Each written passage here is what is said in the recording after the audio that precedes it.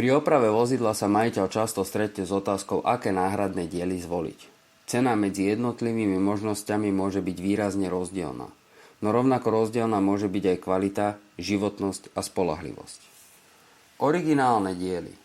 Originálny diel je dodávaný priamo výrobcom vozidla alebo prostredníctvom jeho autorizovanej siete.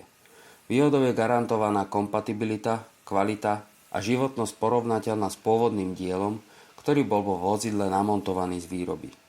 Nevýhodou býva vyššia cena, ktorá môže byť v niekoľkých prípadoch aj niekoľkonásobne vyššia oproti alternatívam. Prvovýrobné diely. Ide o diely od výrobcu, ktorý dodáva komponenty aj pre automobilku do prvovýroby. Často ide o technicky identický diel, ktorý sa od originálu líši iba balením a označením. Prvovýrobné diely predstavujú veľmi dobrý pomer medzi cenou a kvalitou a vo väčšine prípadov sú plnohodnotnou alternatívou k originálnym dielom. Lacné náhradné diely. Najväčšou výhodou je nízka obstarávacia cena. Na druhej strane býva nižšia kvalita použitých materiálov, kratšia životnosť a vyššie riziko výrobných nepresností. V praxi sa možno stretnúť s prípadmi, keď sa diel poškodí výrazne skôr ako originálny komponent alebo vykazuje poruchu už po montáži a následnom testovaní. Použité náhradné diely.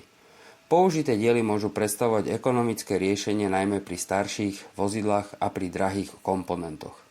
Nevýhodou je neznáma história dielu, neznáme opotrebenie a neistota, či diel bude správne fungovať a aká bude jeho zostávajúca životnosť.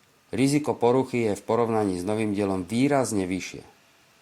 Na záver, pri výbere náhradných dielov by nemala rozhodovať iba ich cena. Je potrebné zohľadniť aj kvalitu, životnosť, záruku a náklady na prípadnú opakovanú demontáž a montáž. Nesprávna voľba dielu môže viesť k opakovanej oprave, predĺženiu odstávky vozidla a v konečnom dôsledku aj k vyšším finančným nákladom, než bola pôvodná úspora pri kúpe lacnejšieho dielu.